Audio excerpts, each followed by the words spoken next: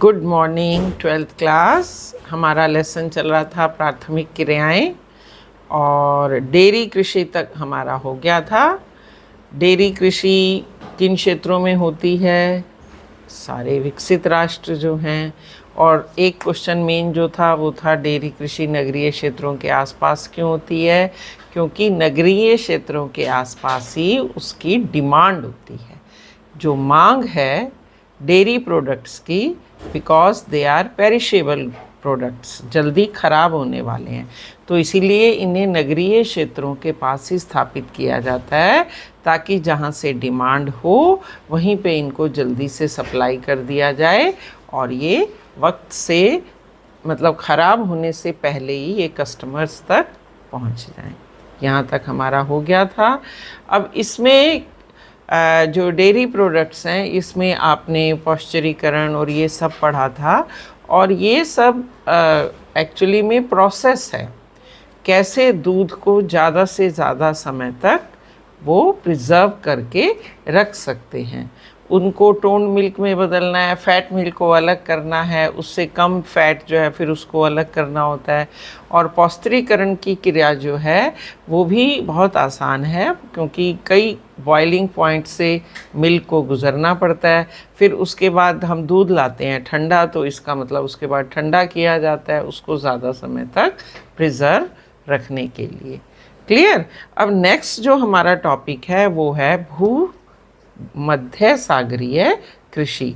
भूमध्य सागर सबको पता है, वर्ल्ड के मैप में मेडिटेरेनियन सी, देखो ये वर्ल्ड का मैप है, आप इसको देख सकते हैं, है ना। इसमें मेडिटेरेनियन, ये अफ्रीका के ऊपर ये है भूमध्य सागर। आप यहाँ देखिए, ये है भूमध्य सागर। तो जो भूमध्य सागरीय कृषि होगी वो भूमध्य सागर के आसपास होगी। चारों तरफ अगर हम ले लें तो कुछ भाग अफ्रीका का आएगा, कुछ ट्यूनीशिया का आएगा, कुछ अरब महाद्वीप का आएगा, कुछ दक्षिणी यूरोप का आएगा।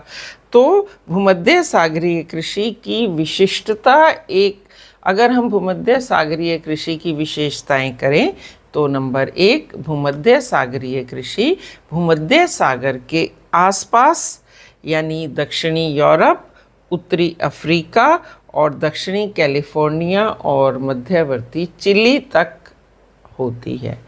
दूसरा पॉइंट, भूमध्य सागरीय कृषि में अधिकतर खट्टे फलों की खेती की जाती है। खट्टे फल कौन से हुए?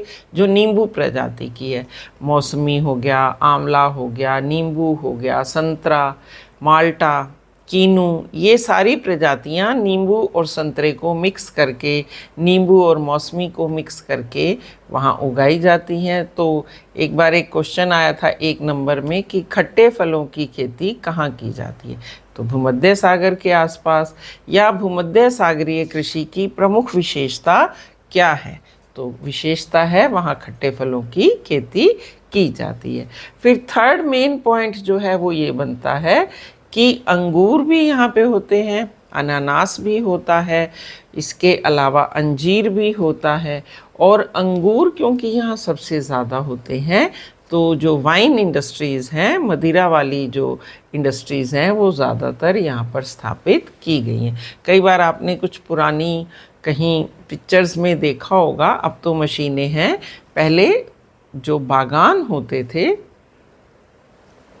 अंगूरों के, उन बागानों में बड़े बड़े टब रखे जाते थे, वहाँ अंगूरों को डाला जाता था और फिर उसको पैर से मैश करते थे और उसका जूस निकाला जाता था, फिर उस जूस से मदिरा बनाई जाती थी। तो तीसरा पॉइंट यही हो गया कि यहाँ अंगूरों की खेती सबसे ज़्यादा होती है, जिससे कि मदिरा का उत्पादन किया जाता है। और जो निम्न श्रेणी के अंगूर होते हैं फिर उसको सुखाया जाता है, उसी से मुनक्का बनती है, उसी से किशमिश बनती है। अगर आपने ध्यान से देखा हो किशमिश को, तो वो ड्राई अंगूर ही होते हैं। जो ग्रेप्स होते हैं, अंगूर होते हैं, उनको ड्राई करने के बाद ये सारे प्रोडक्ट्स तैयार किए जाते हैं। फिर अंजीर और जैतून वो यहाँ पे सबसे ज़्यादा पाया जाता है। ऑलिव ऑयल आपने देखा होगा, पिज़्ज़ा खाते हैं उस पर भी ऑलिव का इस्तेमाल किया जाता है। और olive oil is good for health. जो आप सलाद बनाते हैं उसके लिए अलग होता है, तलने के लिए अलग होता है, खाने के लिए, मतलब हर तरह की वैरायटी जो है वो जैतून ऑयल या ऑलिव ऑयल की होती है।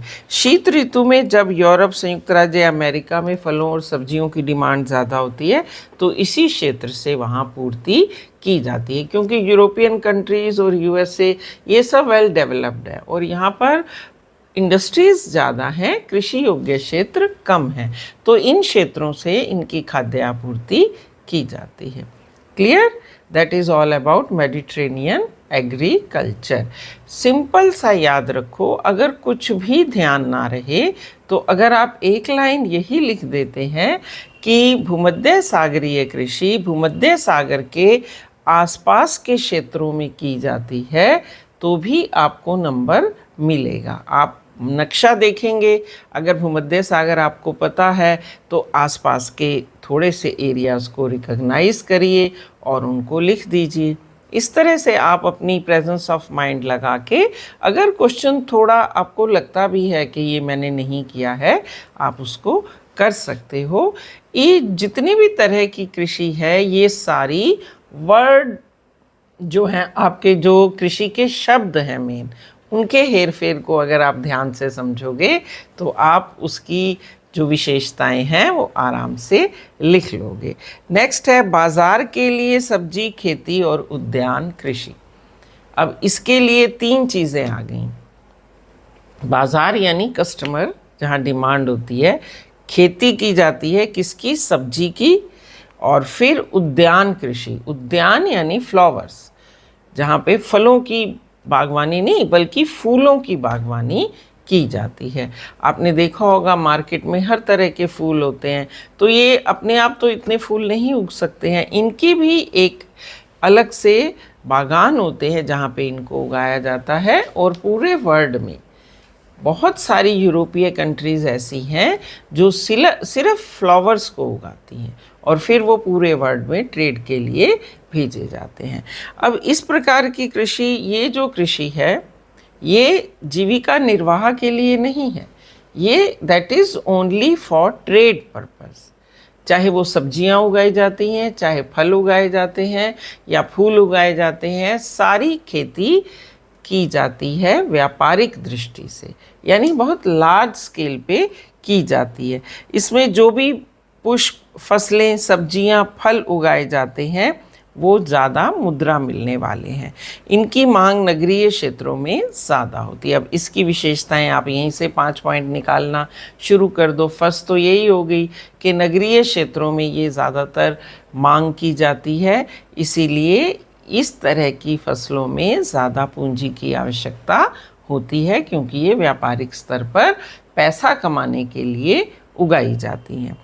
दूसरा, खेतों का आकार छोटा होता है और खेत अच्छे यातायात के साधनों द्वारा नगरीय क्षेत्रों से जुड़े होते हैं। कारण जैसे फल और सब्जियां और फूल, ऑल आर पेरिशेबल गुड्स, जो जल्दी ही ख़त्म हो जाएंगी। अगर इन्हें खेत से निकाल लिया गया और सही समय तक ये पहुंची नहीं कस्टमर तक तो यूज़लेस है, कोई पैसा नहीं मिलेगा। इसीलिए इन्हें नगरीय क्षेत्रों के आसपास जो मीन्स ऑफ ट्रांसपोर्ट हैं, जहाँ अच्छे मीन्स ऑफ ट्रांसपोर्ट हैं, वहाँ से ये खेत या बागान जुड़े होते हैं।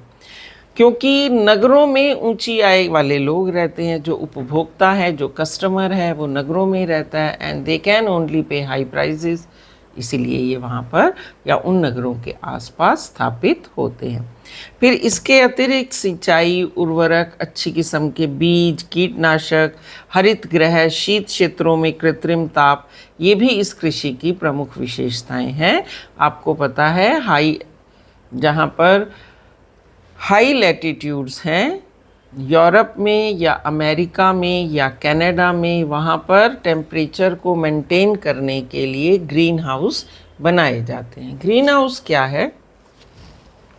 शीशे के घर बनाए जाते हैं और क्योंकि उसमें सूरज की किरणें जब पड़ती हैं तो अंदर का टेम्परेचर एकदम बढ़ जाता है और उसी गर्मी से ये फूल फल सब्जियां जो हैं वो उगाए जाते हैं। इस तरह की कृषि ज़्यादातर यूरोप, संयुक्त राज्य अमेरिका, भूमध्य सागरीय क्षेत्रों में है। अब इसमें पैराग्राफ में देखो 2-3 क्वेश्चन हैं जो 1 अंक वाले हैं। पहला, नीदरलैंड पुष्प उत्पादन में विशिष्टीकृत देश है, यानी सबसे ज़्यादा फूलों की खेती नीदरलैंड में होती है। कौन से फूल हैं वो भी आ गया। ट्यूलिप, ट्यूलिप एक तरह का फूल है जो यहाँ जिसकी बागवानी नीदरलैंड में सबसे ज़्यादा होती है। फिर इसके बाद अगला आया एक ट्रक कृषि या ट्रक एग्रीकल्चर या ट्रक फार्मिंग। ये क्या है? मैंने अभी बताया था कि फल फूल और सब्जियां सारी पेरिशेबल गुड्स हैं और इनको एक ही रात में कस्टमर्स तक पहुंचना ज़रूरी है।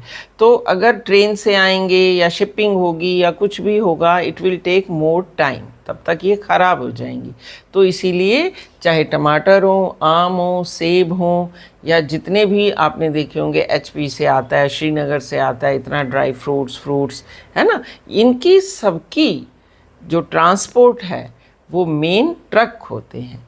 एक ही बार ट्रकों में लादा जाता है और फिर ये डेस्टिनेशन पे उतर जाता है। इमेजिन करो अगर ट्रेन में आए, इमेजिन करो अगर शिपिंग से आए तो पहले शिपयार्ड तक ले जाना पड़ेगा, स्टेशन तक ले जाना पड़ेगा, फिर इनको वहाँ डाला जाएगा, फिर वहाँ से, तो इतने में तो ये ख़राब हो जाएंगे। इतना टेम्परेचर अप डाउन होने से इनको नुकसान पहुँचता है और इनकी फ्रेशनेस भी ख़त्म हो जाती है।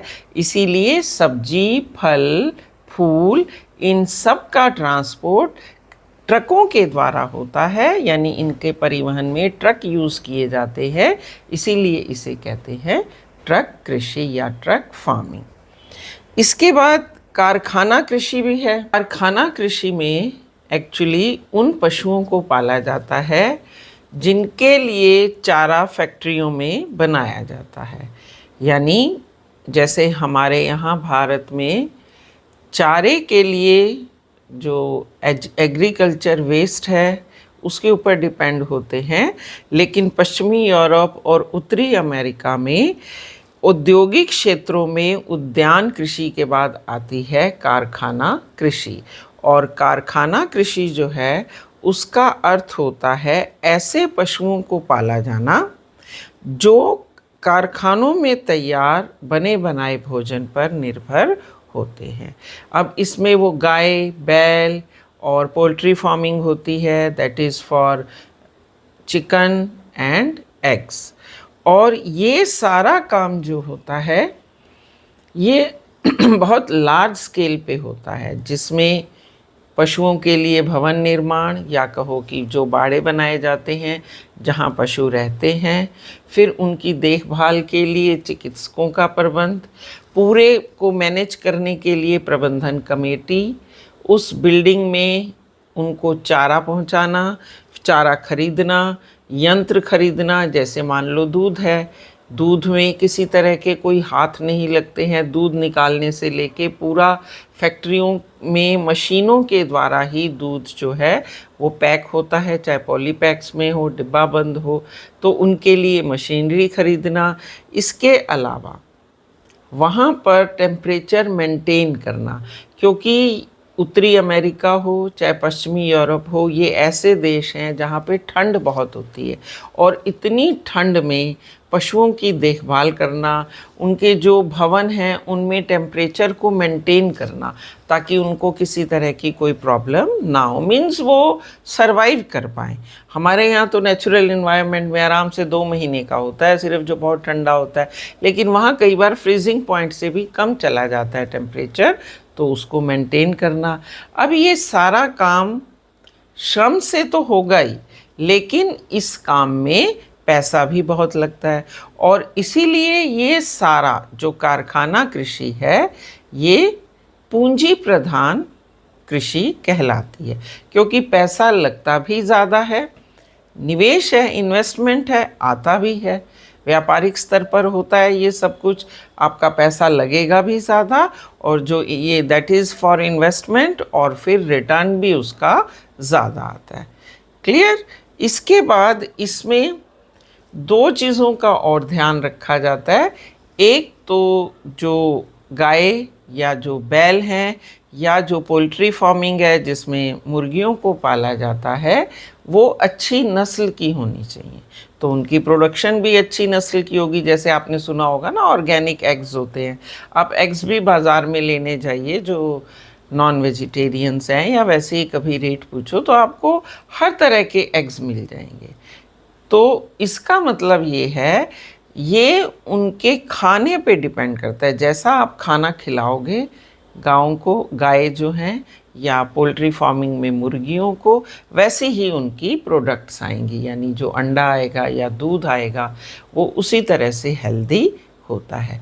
तो एक तो उनकी नस्ल के ऊपर बहुत ध्यान देते हैं ये, कि असली और अच्छी नस्ल वाले पशु होने चाहिए या मुर्गियां होनी चाहिए। उसके साथ साथ उनकी प्रजनन के ऊपर और उनके स्वास्थ्य के ऊपर, मतलब ऐसे कहना चाहिए कि उनके लिए डॉक्टर नियुक्त होते हैं वहाँ, कि अगर कोई किसी को बीमारी है, क्योंकि अगर कोई बीमारी किसी पशु को है और उसकी जो प्रोडक्ट है वो ह्यूमन बीइंग्स यूज़ कर रहे हैं, तो वो बीमारियाँ इजीली ट्रांसफ़र हो जाती है। तो इन चीज़ों की ओर बहुत ध्यान दिया जाता है। इसीलिए मैंने बताया कि जब आप विशेषताएं लिखते हो, लिखते लिखते ही आपका दिमाग में अपने आप क्लिक कर जाएगा कि ये सारी चीज़ें बिना पूंजी के नहीं हो सकती हैं। इसीलिए ये श्रम तो है ही, लेकिन पूंजी प्रधान ज़्यादा है, पूंजी ज़्यादा लगती है। इसके अलावा भी, ये तो हमने जितने भी पढ़े ये बेस्ड ऑन एग्रीकल्चर थे, यानी कृषि के प्रमुख प्रकार थे। लेकिन इसके अलावा दो प्रकार और हैं, वो डिपेंड करते हैं कृषि संगठनों पे, कृषि समूहों पे, जो डेवलप्ड कंट्रीज़ में ही बने, जिसमें कि दो तरह की कृषि आप और पढ़ोगे, सहकारी कृषि और सामूहिक कृषि। लेकिन आज के लिए इतना ही करते हैं, नेक्स्ट करेंगे नेक्स्ट क्लास में एक नई एनर्जी के साथ। एक लाइक कीजिए, लाइक तो बनता है लेकिन आप करते नहीं हैं। चलिए, that is up to you, but keep smiling and have a nice day. Good bye.